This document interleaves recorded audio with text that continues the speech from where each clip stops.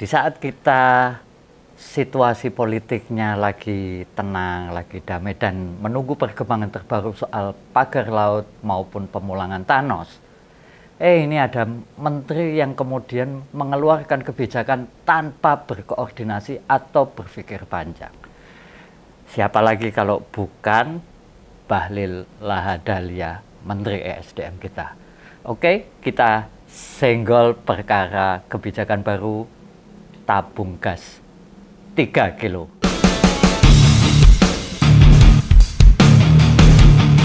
Oke teman-teman, jadi ini pemerintahan yang sekarang memang kita nggak paham bagaimana mekanisme koordinasi atau ketika mereka mengeluarkan kebijakan.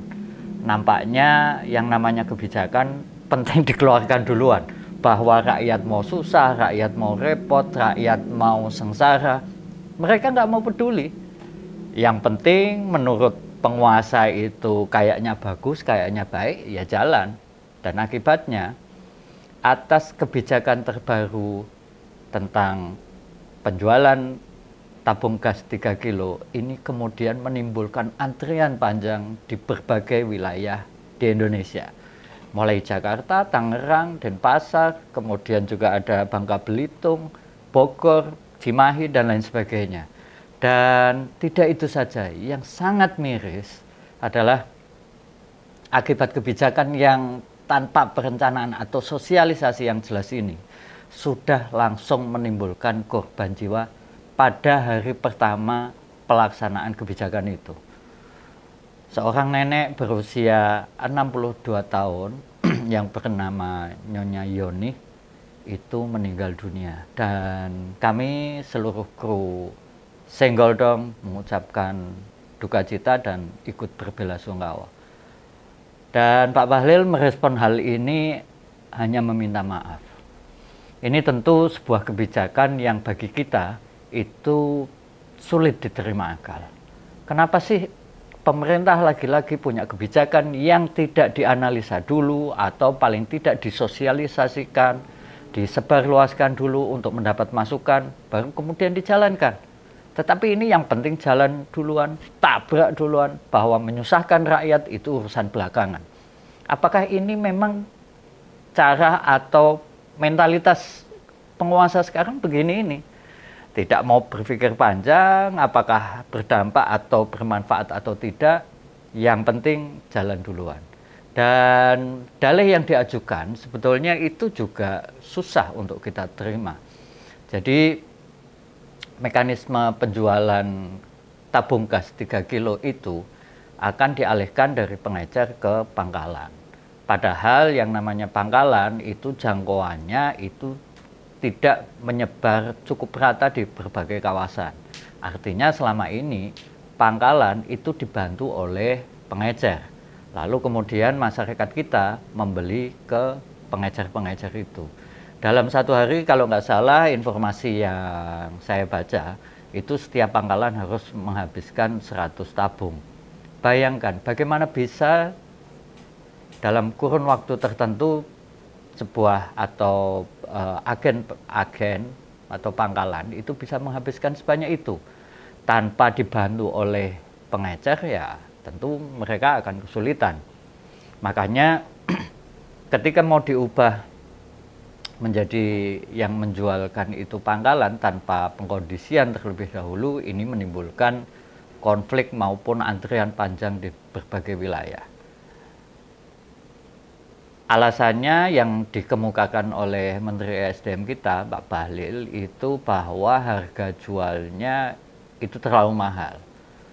Oke lah, andai pun kita asumsikan penjualan atau harga eceran tabung gas dari Pertamina itu batasannya 16-17 ribu, sampai di pengecer itu misalnya mereka mencari untung, itu kan paling sekitar 20-21 ribu. Dan selama ini masyarakat kita, konsumen yang memang menggunakan tabung gas 3 kilo, itu tidak masalah. Mereka tidak pernah atau mengeluh tentang harga itu. Kenapa? Karena bagi mereka sepadan bahkan jauh lebih murah dibandingkan ketika mereka menggunakan minyak tanah. Mungkin ada yang lebih murah lagi pakai kayu bakar atau arang. Tetapi kan mendapatkan barang semacam kayu bakar atau arang itu tidak mudah. Belum lagi di musim hujan seperti sekarang ini. Kita akan susah mendapatkan kayu-kayu kering. Tapi kalau kita yang tinggal di tepi hutan atau di pinggiran hutan, yang tidak jauh dari hutan mungkin akan mudah mendapatkannya. Nah, alasan yang dikemukakan oleh Pak Bahlil bahwa dia menginginkan harga eceran tertinggi itu tidak lebih dari 17 atau 18 ribu, itu sebetulnya tidak masuk akal. Apa sih sebetulnya yang membuat, atau sesungguhnya apa masalahnya pemerintah punya kebijakan mengalihkan penjualan dari pengecer ke agen atau pangkalan?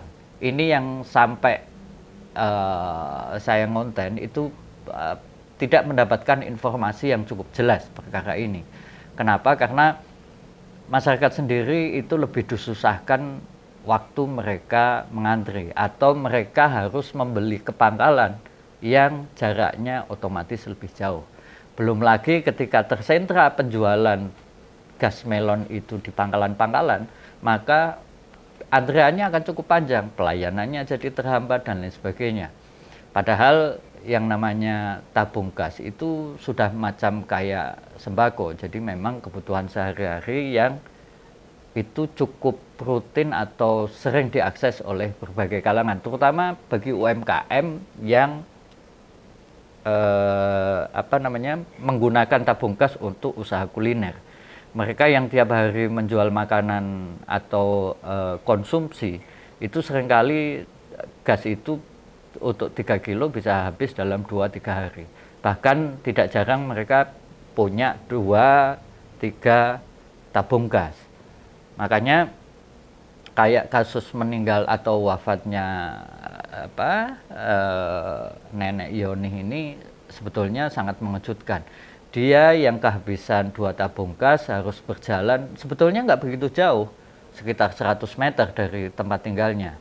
Nah, Nenek Yoni ini kan jualan makanan untuk sarapan, dan dia kemudian karena penjualan dialihkan ke pangkalan, maka dia mesti mengakses tempat yang lebih jauh di Pamulang sana. Lalu usai mengantri sekitar 1 jam dia pulang, tapi di tengah jalan dia merasa keletihan dan beristirahat. Nah, inilah yang membuat nenek usia 62 tahun ini mesti meregang nyawa akibat kelelahan mengantri maupun mengakses menempuh jarak yang bagi kita mungkin yang masih jauh lebih mudah itu masih mampu. Sementara bagi Nenek Yoni ini usianya sudah lansia, artinya kondisinya tidak sama dengan mayoritas warga kita. Kembali ke soal penjelasan pengalihan tabung gas ini, juru bicara atau PCO Istana Kepresidenan itu Pak Hasan Nasbi menyatakan bahwa kebijakan mengalihkan penjualan tabung gas dari pengecer ke pangkalan itu kabarnya memang atas nama Presiden Prabowo. Tapi dan pernyataan ini juga didukung oleh Menteri Perdagangan kita, Pak Budi Santoso, yang menyebutkan bahwa mengalihkan penjualan tabung gas dari pengecer ke pangkalan itu memang sesuai dengan mandat ataupun hasil analisa dari pemerintah kita. Namun pada sehari berikutnya kemudian muncul penjelasan dari Ketua Harian Gerindra Pak Sufmi Dasko yang mengatakan perintah pengalihan penjualan tabung gas dari pengecer ke pangkalan itu bukan kebijakan Prabowo. Lantas ini sebetulnya kepentingannya siapa? Atau Pak Bahlil itu bergerak menetapkan kebijakan mengalihkan penjualan itu atas dasar apa? Yang pasti kebijakan untuk distribusi maupun kewenangan penjualan itu kepada siapa itu ada di Kementerian ESDM, Dalam hal ini PT Pertamina hanya mendistribusikan barangnya saja atau tabungnya. Mereka harus ngedrop kemana. Dan ini yang pantas atau yang patut kita gali lebih dalam. Sebetulnya mandat ataupun atas perintah siapa Pak Bahlil Lahadalia menetapkan kebijakan yang kemudian membuat masyarakat jadi merasa resah dan merasa direpotkan dengan kebijakan ini. Lalu Pak Bahlil berusaha turun ke lapangan, ngecek ke berbagai titik-titik penjualan, dan dia merasa meminta maaf, kemudian membuat atau mencabut keputusannya. Hanya kemudian mendorong pihak pengecer untuk menjadi subagen. Nah, pada konteks pengalihan ataupun perubahan kebijakan yang tadinya namanya pengecer kemudian statusnya dialihkan menjadi subagen, ini perbedaannya apa sih sebetulnya? Kan hanya soal bahwa pengecer atau subagen itu terdaftar di sistem ataupun database dari Kementerian ESDM. Kalau begitu ya sudah, tinggal didata saja. Apa sih persoalannya? Kenapa harus membuat kebijakan yang menyusahkan rakyat? Apa sih masalahnya jika Kementerian ESDM mengirimkan atau merekrut petugas untuk mendata pangkalan ataupun pengecer? Data saja semuanya. Kan ini bukan persoalan terkait apapun. Alasan penjualan tabung gas melebihi harga eceran itu sebetulnya lebih mudah dikendalikan oleh pemerintah. Seperti pemerintah mengendalikan harga BBM, harga Pertalite, harga solar, harga Pertamax, itu jauh lebih mudah. Kenapa? Karena pihak-pihak yang menjual itu kan ada dalam jangkauannya. Tinggal keluarkan surat edaran bahwa harga eceran tertinggi tabung gas melon yang warna hijau tentunya itu berapa. Misalnya nih, tetapkan saja, misal harga maksimal tertinggi itu 21.000.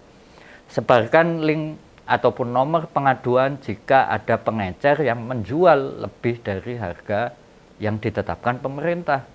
Selesai perkara sebetulnya. Pendataan ini buat apa lagi?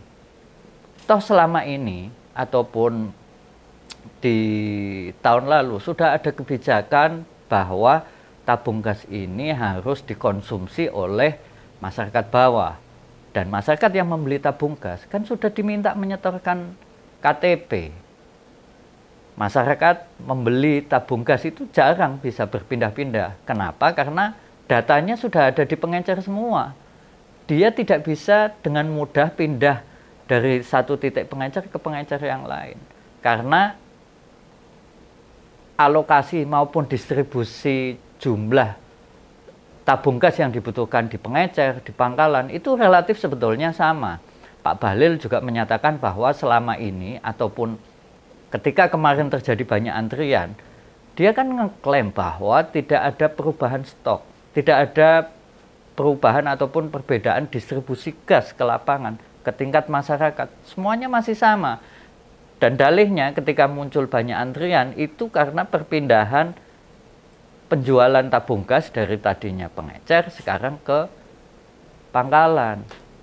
Di sini terlihat jelas bahwa memang sebetulnya tidak ada masalah di lapangan, hanya justru yang menjadikan masalah itu sumbernya malah dari kebijakan Pak Menteri itu sendiri. Jadi menteri yang sekelas beginian mestinya jadi evaluasi besar bagi Presiden Prabowo.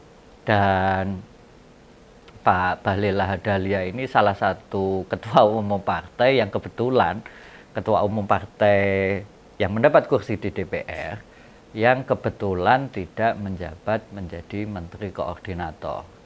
Beberapa ketua partai yang lain itu menduduki jabatan menteri koordinator. Nah, apakah ini memang kesengajaan atau tidak? Ya, kita nggak tahu. Tapi yang jelas, semoga upaya penataan kembali ataupun pembenahan kebijakan yang dilakukan pemerintah itu lagi-lagi tidak membuat susah atau resah masyarakat kita. Kita ketemu lagi di Senggol Dong berikutnya.